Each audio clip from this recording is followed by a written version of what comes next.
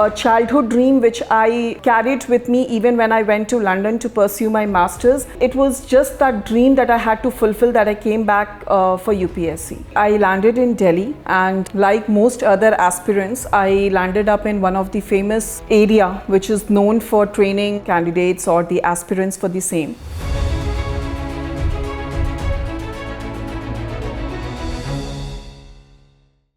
Hello everyone, this is Harshika Singh. I'm an IAS Officer of 2012 batch belonging to Madhya Pradesh cadre and presently posted as Collector and DM of a district called Mandla in MP. I belong to a city called Ranchi, which is right now the capital of Jharkhand. My initial schooling was in Ranchi itself. I did my schooling from a school called Bishop Westcott Girls' School.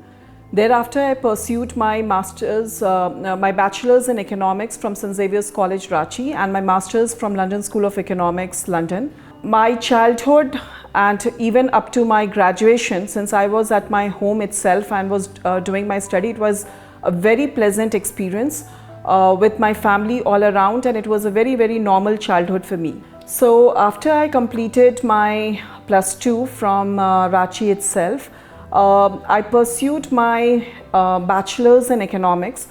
I think I have two passions. I always had two passions in life ever since I remember. One was economics and the other was public service, so to say.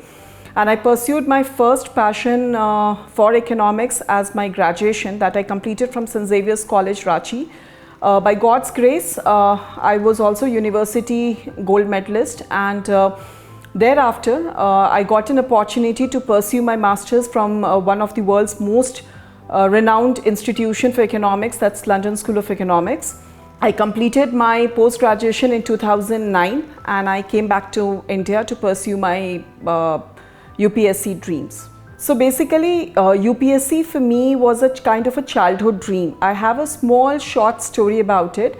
When I was a little girl, I remember seeing a yellow beacon light once on the roads, and I happened to ask my parents as to who is this person who sits on this car. And I remember my father telling me that it was then the sitting collector of that district who used to use that car.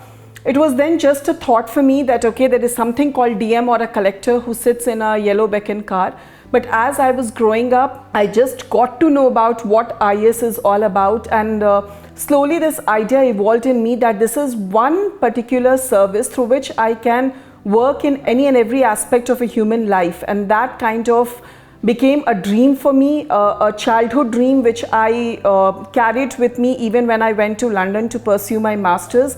And I think it was just that dream that I had to fulfill that I came back for UPSC. Actually, there was one particular day in my life in London when I completed my post-graduation, and I remember that night when I had to make a decision that whether I have to come back to India to pursue my dreams or to stay back and pursue the career options that I was then offered that varied from London to New York to Paris and everywhere. So I had to take this decision what I have to do. When I consulted my parents, all that they said was that now you are big enough to make your own decision, and whatever decision you take, we will be standing with you. And I remember ever since my school days, I always used to carry the cover page of one of the competitive magazine which had this photograph of a famous IAS topper then, and Lady IAS topper actually, and I used to carry that book with me everywhere that I went. So that night I just looked at that photo, I looked at the appointment letters for investment banking that was there with me, and I had to make a decision, and I decided that no, I have to go back and do something that I have always dreamt about. And it was tough, but yes, my family and especially my parents were ever supportive, and not for a minute they said anything against pursuing my dreams. So basically I landed in Delhi, and like most other aspirants, I landed up in one of the famous area which is known for training candidates or the aspirants for the same. I reached there, I took admission in one of the renowned coaching institute also, started staying there, but I think in a matter of just 1 week I decided that I need to wrap up my things and get back to my home, because somehow I didn't find myself comfortable in that environment. Maybe because after post-graduation and the kind of study that I had been doing all my life, it was more of a self-study kind of thing. and the environment in which I found myself then was not very comfortable, so to say. So I decided to get back to my home. I came back to my city, which is Ranchi, and my entire journey thereafter was based on my university teachers' support. The same teachers who had taught me in college, they were the ones with whose support I was taking up my this entire preparation. And frankly to speak, that today, sitting 10 years after that day to think about it, I could say that when I came back and decided to pursue UPSC, it was not taken as a very, very comfortable thing by the general populace or by the general extended family, so to say. They thought that it was a very weird decision to get back, and that to get back to Ranchi and think about clearing this exam, because in those days there was hardly any candidate who was sitting for exam from those city.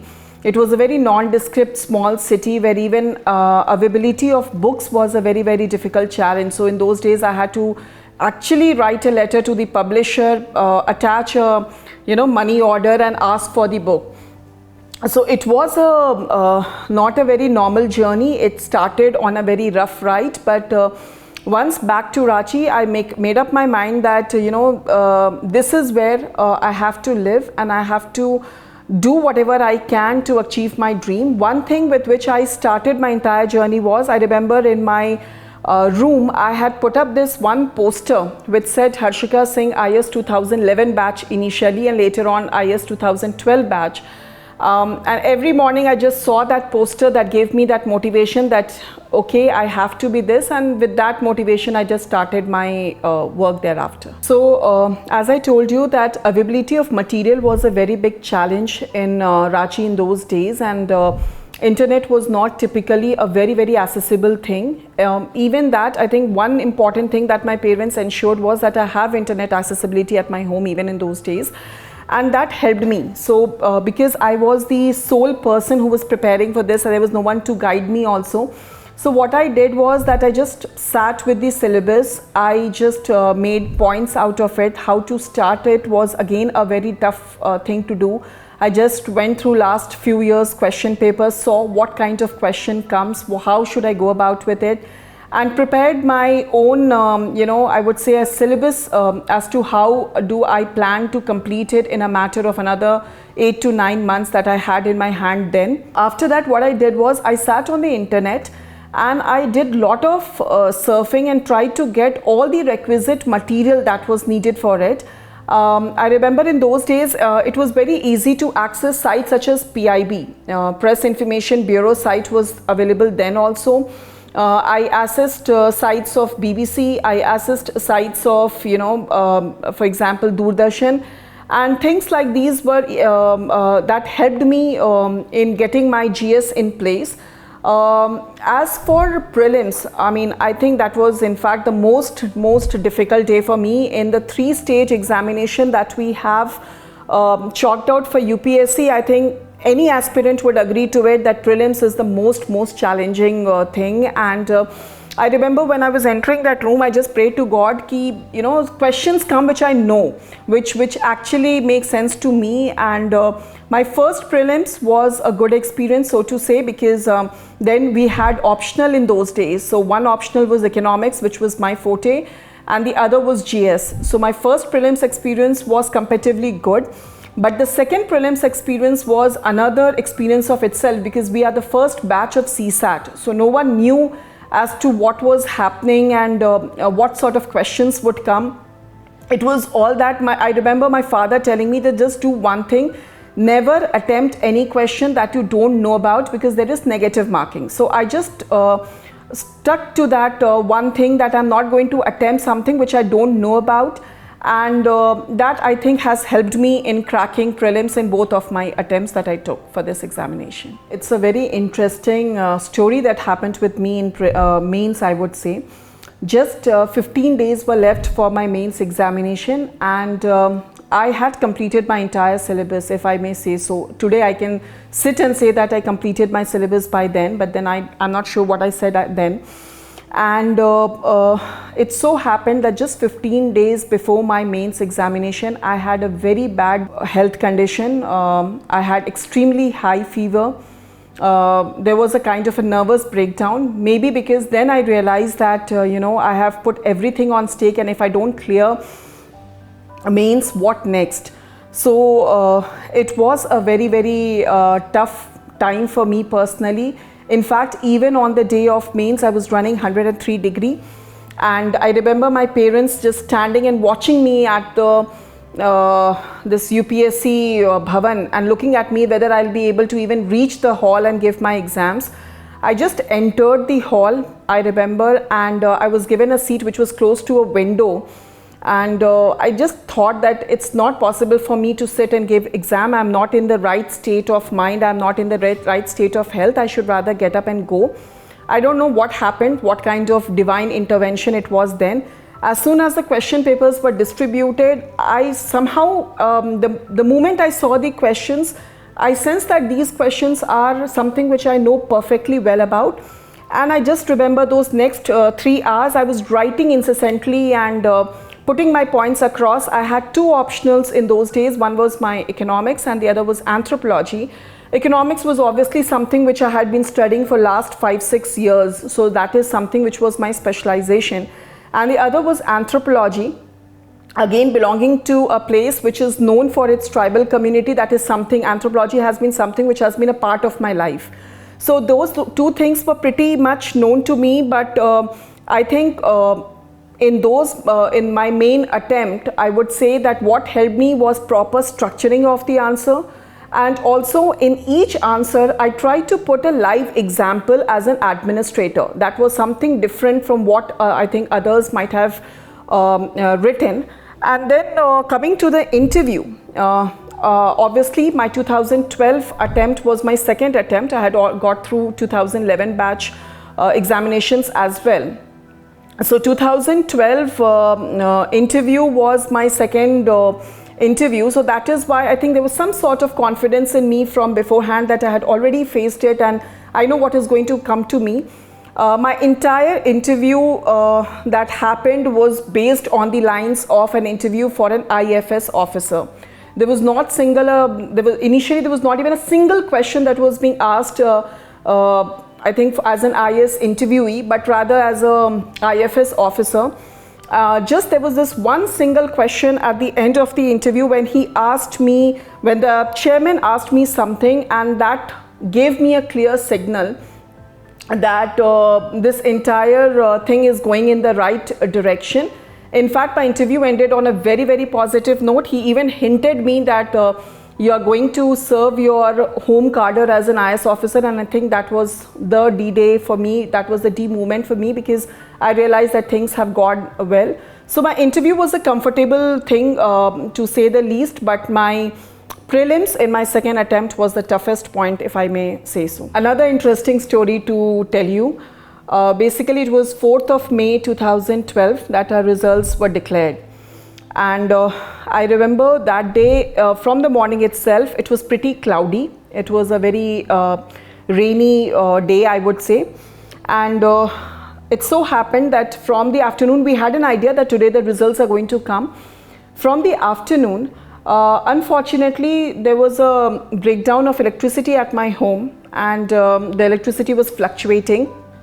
Around 2 to 30, when it was told to us initially from Delhi, when we had inquired from UPSC, they had told us that the results would come around 2:30 in the afternoon. Right at 2:15, we sat down in front of the computer. We opened a computer, we had a laptop, we opened the laptop, and we were basically buffering the UPSC site.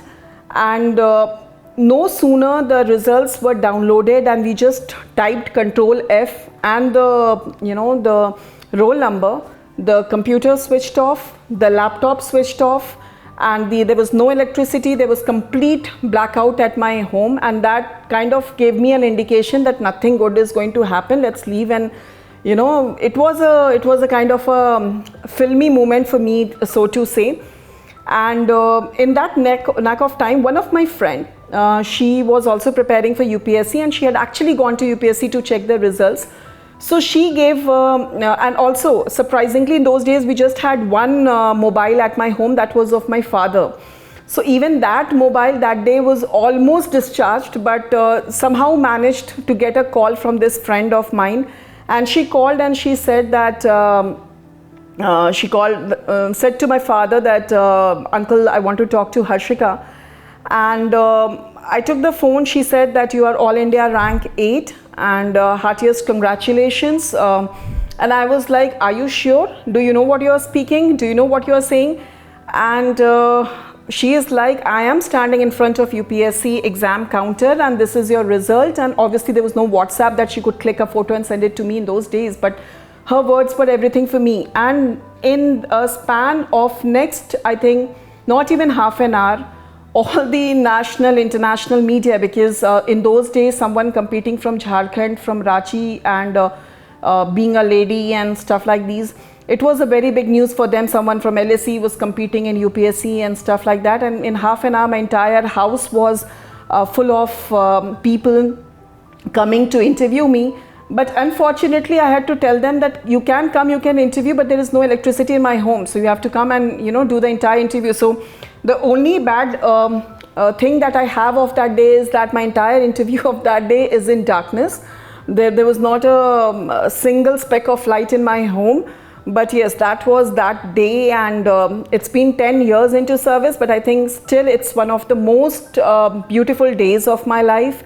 I think all the effort that I had put in last 2 to 3 years for this examination, that crucial decision of coming back to India, sitting and boarding that flight when all my other classmates were staying back and pursuing their life in a different direction, was a very, very tough decision. And I think I can't express it in words how happy I was. And more than me, obviously my parents, who stood by me like a pillar of support. I think it was a God's blessing, and I fondly remember that day like anything. UPSC for me was not just an examination. I knew that it was a means through which I would be able to live my dreams, be able to achieve my passion. So 4th May 2012 and September 2022, it has been a long journey, but I think there is one common thing that was there in 2012 and that is there in 2022, and that is hard work. I had to do hard work in 2012 to get through this UPSC examination, and even today I have to keep on working hard to pursue my work, to get my work completed on time. And I think there is no other alternative to hard work, come what may. That's the only thing that you need, not only for UPSC but even as a civil servant.